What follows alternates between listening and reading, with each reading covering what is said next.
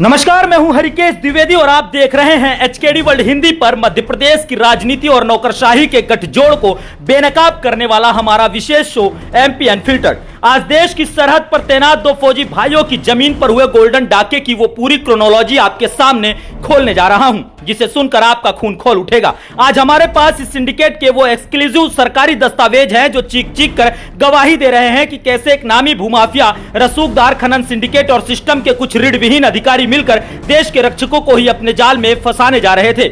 आज बात सिर्फ करोड़ों की रॉयल्टी चोरी की नहीं होगी, आज बात होगी उस खौफ और आतंक के साम्राज्य की जिस पर अब इंदौर के जिला दंडाधिकारी का हंटर चला है। पूरी कहानी सिलसिलेवार तरीके से समझिए।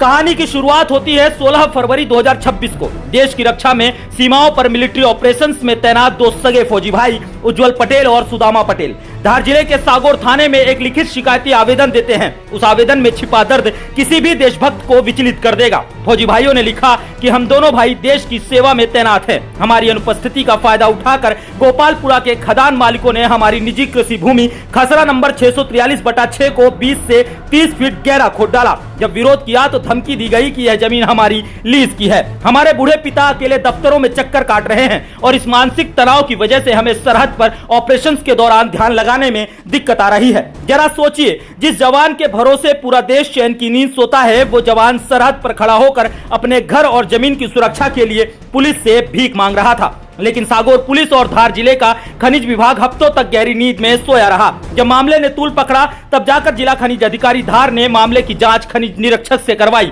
15 अप्रैल 2026 को पहली जांच रिपोर्ट जिला दंडाधिकारी धार को भेजी गई। इसके बाद 26 मई 2026 को अंतिम प्रतिवेदन तैयार हुआ, जिसमें यह कड़वा सच सामने आया कि आरोपी अमजद पिता असलम खान और इकरामुल हक उर्फ गोल्डन पटेल ने फौजी की 0.454 हेक्टेयर जमीन को औसतन 25 मीटर की गहराई तक अवैध रूप से खोदकर तबाह कर दिया है। जब चोरी पकड़ी गई तो खनिज विभाग ने मध्य प्रदेश अवैध उत्खनन नियम 2022 के तहत एक बड़ा हंटर चलाया और आरोपियों पर 1,70,25,000 रुपए का भारी भरकम अर्थदंड ठोक दिया। सरकार को करोड़ों का चूना लगाने की बात साबित हो चुकी थी। अर्थदंड लगने के बाद 10 जून 2026 को दोपहर 4:18 पर सागौर थाने में आरोपियों के खिलाफ एफआईआर दर्ज हुई। एफआईआर नंबर 103 दर्ज की जाती है। धारा 447, 427, 339 भदवी और बीएनएस की गंभीर धाराओं के तहत मुकदमा दर्ज हुआ। लेकिन एमपी अनफिल्टर्ड पर आज हमारा पहला तीखा और सीधा सवाल सागौर पुलिस से है। एफआईआर दर्ज हुए दिन बीत चुके हैं, आरोपियों पर 2.25 करोड़ का जुर्माना लग चुका है, फिर भी आरोपी अमजद और इकरामुल हक उर्फ गोल्डन पटेल पुलिस की गिरफ्त से बाहर क्यों हैं? उन्हें गिरफ्तार करने में पुलिस के हाथ क्यों कांप रहे हैं? क्या खाकी भूमाफियाओं के रसूख के आगे नतमस्तक हो चुकी है या फिर ऊपर से कोई अदृश्य हाथ पुलिस की कलाई को थामे हुए है? स्थानीय स्तर पर अधिकारियों की सुस्ती और साठगांठ को देखते हुए पीड़ितों ने सीधे भोपाल खनिज साधन विभाग के मंत्रालय का दरवाजा खटखटाया।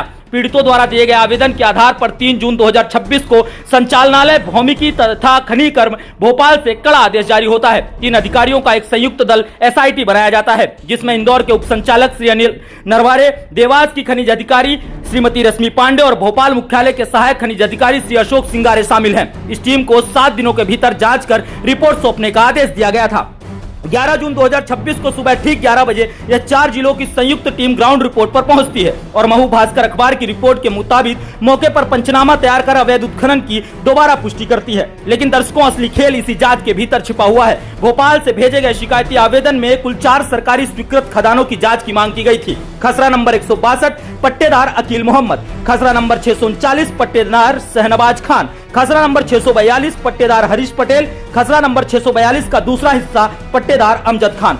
शिकायत में साफ लिखा था कि इन पट्टेदारियों ने अपनी खदानें खुद न चलाकर गोल्डन पटेल को किराए पर दे रखी थी, जहां बिना टीपी के लाखों घन मीटर मुरम बेचकर करोड़ों की रॉयल्टी चोरी की गई थी। लेकिन यह संयुक्त जांच टीम सिर्फ फौजी भाइयों की जमीन और सुदामा पटेल की जमीन पर पंचनामा बनाकर लौट गई।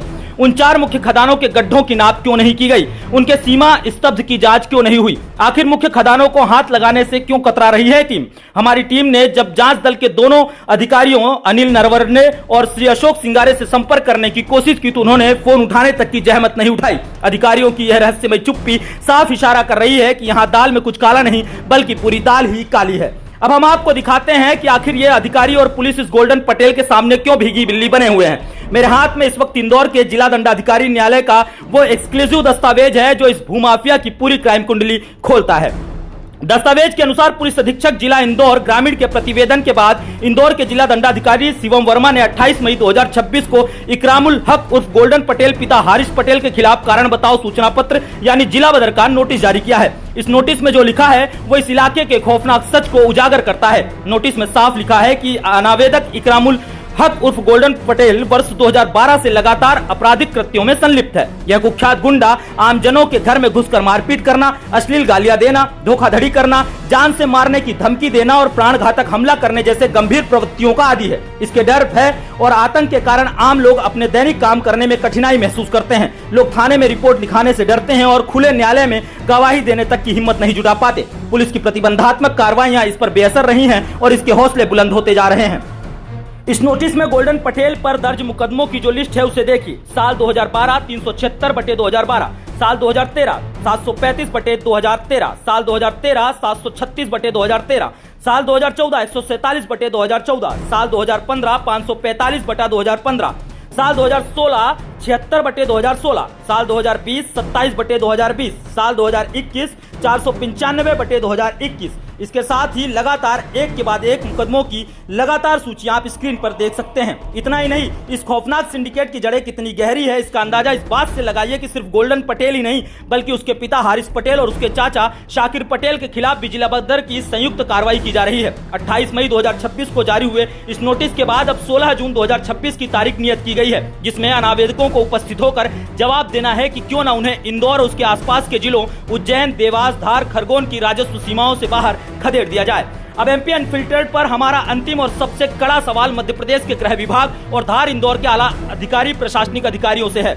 जिस अपराधी पर पिछले 14 सालों में मुकदमों की झड़ी लगी हो, जिसके पूरे इलाके में इतना खौफ हो कि लोग थाने जाने से डरते हो, जो सरहद पर तैनात देश के रक्षकों की जमीन को छलनी कर देता हो, आखिर वो अपराधी अब तक खुला कैसे घूम रहा है।